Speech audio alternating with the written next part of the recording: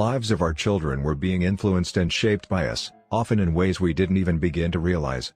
Understanding the power of scripting in our own lives, we felt a renewed desire to do everything we could to make certain that what we passed on to future generations, by both precept and example, was based on correct principles. I have drawn particular attention in this book to those scripts we have been given which we proactively want to change. But as we examine our scripting carefully, many of us will also begin to see beautiful scripts, positive scripts that have been passed down to us which we have blindly taken for granted. Real self-awareness helps us to appreciate those scripts and to appreciate those who have gone before us and nurtured us in principle-based living, mirroring back to us not only what we are, but what we can become. There is transcendent power in a strong intergenerational family. An effectively interdependent family of children, parents, grandparents, aunts, uncles, and cousins can be a powerful force in helping people have a sense of who they are and where they came from and what they stand for. It's great for children to be able to identify themselves with the tribe, to feel that many people know them and care about them, even though they're spread all over the country. And that can be a tremendous benefit as you nurture your family. If one of your children is having difficulty and doesn't really relate with you at a particular time in his life, maybe he can relate to your brother or sister who can become a surrogate father or mother, a mentor or a hero for a period of time. Grandparents who show a great interest in their grandchildren are among the most precious people on this earth. What a marvelous positive social mirror they can be. My mother is like that. Even now, in her late 80s, she takes a deep personal interest in every one of her descendants. She writes us love letters. I was reading one the other day on a plane with tears streaming down my cheeks. I could call her up tonight and I know she'd say, "Stephen, I want you to know how much I love you and how wonderful I think you are." She's constantly reaffirming. A strong intergenerational family is potentially one of the most fruitful, rewarding, and satisfying interdependent relationships. And many people feel the importance of that relationship. Look at the fascination we all had with roots some years ago. Each of us has roots and the ability to trace those roots, to identify our ancestors. The highest and most powerful motivation in doing that is not for ourselves only, but for our posterity, for the posterity of all mankind. As someone once observed, there are only two lasting bequests we can give our children: one is roots, the other wings. Becoming a transition person. Among other things, I believe that giving wings to our children and to others means empowering them with the freedom to rise above negative scripting that had been passed down to us. I believe it means becoming what my friend and associate, Dr. Terry Warner, calls a transition person. Instead of transferring those scripts to the next generation, we can change them.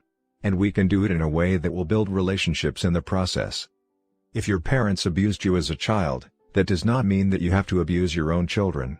Yet there's plenty of evidence to indicate that you will tend to live out that script. But because you're proactive, you can rewrite the script. You can choose not only not to abuse your children, but to affirm them, to script them in positive ways. You can write it in your personal mission statement and into your mind and heart. You can visualize yourself living in harmony with that mission statement in your daily private victory. You can take steps to love and forgive your own parents, and if they are still living, to build a positive relationship with them by seeking to understand. A tendency that's run through your family for generations can stop with you. You're a transition person, a link between the past and the future. And your own change can affect many, many lives downstream. One powerful transition person of the 20th century, Anwar Sadat, left us as part of his legacy of profound understanding of the nature of change. Sadat stood between a past that had created a huge wall of suspicion, fear, hate and misunderstanding between Arabs and Israelis, and a future in which increased conflict and isolation seemed inevitable. Efforts at negotiation had been met with objections on every scale, even to formalities and procedural points, to an insignificant comma or period in the text of proposed agreements. While others attempted to resolve the tense situation by hacking at the leaves, Sadat drew upon his earlier centering experience in a lonely prison cell and went to work on the root. And in doing so, he changed the course of history for millions of people. He records in his autobiography, "It was then that I drew, almost unconsciously, on the inner strength I had developed in cell 54 of Cairo Central Prison, a strength, call it a talent or capacity, for change. I found that faced a highly complex situation, and that I couldn't hope to change it until I had armed myself with the necessary psychological and intellectual capacity. My contemplation of life and human nature in that secluded place had taught me that he who cannot change the very fabric of his thought will never be able to change reality, and will never, therefore, make any progress." Real change comes from the inside out. It doesn't come from hacking at the leaves of attitude and behavior with quick-fix personality ethic techniques. It comes from striking at the root, the fabric of our thought, the fundamental, essential paradigms, which give definition to our character and create the lens through which we see the world. In the words of Amiel, moral truth can be conceived in thought. One can have feelings about it. One can will to live it. But moral truth may have been penetrated and possessed in all these ways, and escape us still. Deeper even than consciousness there is our being itself, our very substance, our nature. Only those truths which have entered into this last region, which have become ourselves, become spontaneous and involuntary as well as voluntary, unconscious as well as conscious, are really our life, that is to say, something more than property.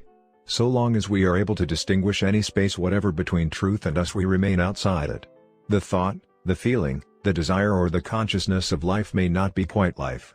To become divine is then the aim of life. Then only can truth be said to be ours beyond the possibility of flaws. It is no longer outside us, nor in a sense even in us, but we are it, and it is we.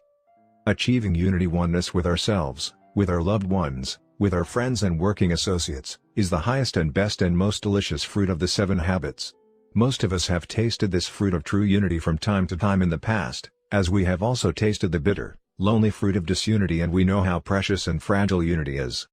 Obviously, building a character of total integrity and living the life of love and service that creates such unity isn't easy. It isn't quick fix. But it's possible. It begins with the desire to center our lives on correct principles, to break out of the paradigms created by other centers and the comfort zones of unworthy habits. Sometimes we make mistakes, we feel awkward. But if we start with a daily private victory and work from the inside out, the results will surely come. As we plant the seed and patiently weed and nourish it, we begin to feel the excitement of real growth and eventually taste the incomparably delicious fruits of a congruent, effective life. Again, I quote Emerson, "That which we persist in doing becomes easier, not that the nature of the task has changed, but our ability to do has increased." By centering our lives on correct principles and creating a balanced focus between doing and increasing our ability to do, we become empowered in the task of creating effective, useful, and peaceful lives, for ourselves, and for our posterity. A personal note. As I conclude this book, I would like to share my own personal conviction concerning what I believe to be the source of correct principles. I believe that correct principles are natural laws, and that God, the Creator and Father of us all, is the source of them, and also the source of our conscience. I believe that to the degree people live by this inspired conscience, they will grow to fulfill their natures. To the degree that they do not, they will not rise above the animal plane. I believe that there are parts to human nature that cannot be reached by either legislation or education, but require the power of God to deal with. I believe that as human beings, we cannot perfect ourselves. To the degree to which we align ourselves with correct principles, divine endowments will be released within our nature in enabling us to fulfill the measure of our creation. In the words of Teilhard de Chardin, we are not human beings having a spiritual experience. We are spiritual beings having a human experience. I personally struggle with much of what I have shared in this book. But the struggle is worthwhile and fulfilling. It gives meaning to my life and enables me to love, to serve, and to try again. Again, T.S. Eliot expresses so beautifully my own personal discovery and conviction: we must not cease from exploration. And the end of all our exploring will be to arrive where we began and to know the place for the first time. Afterward, questions I am often asked. Frankly, I've always been embarrassed by personal questions like some in this afterword. But I am asked them so often and with such interest that I've gone ahead and included them here. Many of these questions and answers were also included in Living the 7 Habits. The 7 Habits was published in 1989. Given your experiences in the many years that have followed, what would you change, add, or subtract?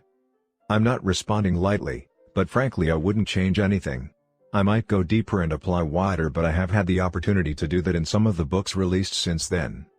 For example, over 250,000 individuals were profiled showing Habit 3, Put First Things First, as the habit most neglected. So, the First Things First book, published 1996, went deeper into Habits 2 and 3 but also added more substance and illustrations for all the other habits. The 7 Habits of Highly Effective Families applied the 7 Habits framework of thinking into building strong, happy, highly effective families. Also, my son, Sean, applied the framework to the unique needs, Interests and challenges